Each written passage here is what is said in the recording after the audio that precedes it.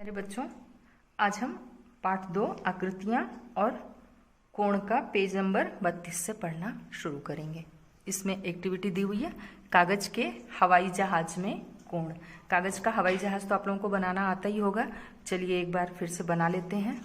एक वर्गाकार कागज का टुकड़ा लो। ये हमने एक वर्गाकार कागज का टुकड़ा ले लिया है।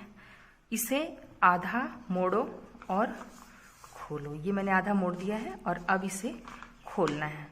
कागज के कोनों को कागज के बीच में लाकर मोड़ो। कागज ऐसा दिखना चाहिए। चलिए अब इसे मोड़ देते हैं, इसके कोनों को मिला देते हैं। बन गया ऐसा। हरे त्रिभुज को ऐसा मोड़ो कि पी क्यू को छू जाए। तो चलिए अब यहाँ से मोड़ देते हैं। ये हमने मोड़ दिया और मोड़ने के बाद अब आयताकार कागज के ऊपर के दोनों कोनों को किनारे दिखाई गई बिंदु रेखाओं पर चित्र की तरह मोड़ो। अब हम इसे ऐसे मोड़ेंगे।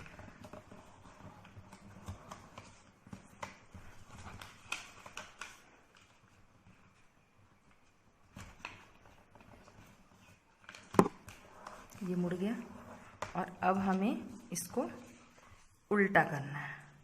उल्टा करने के लिए, उल्टा करने से पहले हमें यहाँ पे इसको मोड़ना भी है। ये हमने उल्टा कर दिया और अब हवाई जहाज के पर बनाने के लिए पीले किनारे को लाल किनारे पर, और अब हम इसे इस तरह से मोड़ेंगे और इसको भी इस तरह से मोड़ेंगे और ये हमारा कागज का हवाई जहाज बनकर तैयार हो गया। अब तुम कागज के हवाई जहाज को खोलते हो तो तुम्हें कहाँ कहाँ 45 और 90 अंश के कोण दिखते हैं। तो चलिए अब हम इसे खोल लेते हैं। कहाँ 45 अंश का कोण बन रहा है और कहाँ पे 90 अंश का कोण बन रहा है।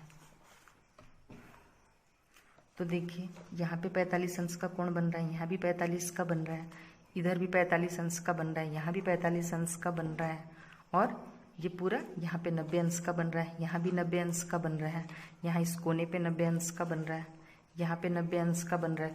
तो आप इस तरह से, इतना मैंने कर दिया है। आप जो इनके मोड़ हैं जहाँ 45 अंश का कोण बन रहा है और जहाँ पे 90 अंश का कोण बन रहा है उस पे आप घर पर निशान लगा लेंगे। अब अगले पेज पे पढ़ रहे हैं हम योग के साथ कोण। तो बच्चों आप लोग योग करते ही हैं। रहमत योग कर रहा है। नीचे आसन के उन चित्रों को दिखाया जा रहा है जो वह हर दिन करता है। अब देखिए ये पहला आसन है इसका। तो अब जो पहला आसन है उसमें हमें बताना है उन कोणों के माप का अनुमान लगाओ जो आसन करते समय शरीर के अलग अलग अंगों से बने हैं। यहाँ पे देखिए कोण बन रहा है। तो ये कोण आपको अनुमान लगा के बताना है। ये समकोण है, 90 अंश का कोण बन रहा है यहाँ पे। इसे देखिए अब आप, यहाँ पे जो कोण बन रहा है तो ये समकोण से कम है अर्थात न्यून कोण है। ये लगभग 30 अंश का बन रहा है यहाँ पर भी और यहाँ पर भी। अब अगला देखिए योग की तीसरी मुद्रा, इसमें देखिए यहाँ पे कोण बन रहा है और यहाँ पे बन रहा है। तो ये अधिक कोण बन रहा है यहाँ पर, है ना। और ये लगभग 140 अंश का कोण बन रहा है यहाँ पे। अब देखिए इनके पेट के पास भी बन रहा है और यहाँ घुटने के पास भी, जहाँ पे पैर का जॉइंट होता है। तो दोनों जगह पे बन रहा है। अब ये भी कोण जो है ये समकोण से बड़ा है, अधिक कोण बन रहा है। लगभग कितना होगा, 110 अंश। अगला है डी का खेल। तुम अपने मित्रों के साथ डी का खेल खेल सकते हो। तुम एक कोण बनाओ। तुम्हारा दोस्त अंदाजे से उस कोण का माप बताए। फिर तुम अपने डी का उपयोग करो और कोण का माप पता लगाओ। अंदाजे से पता लगाए माप और डी से पता लगाए माप में जितना अंतर होगा तुम्हारे दोस्त के अंक उतने ही होंगे।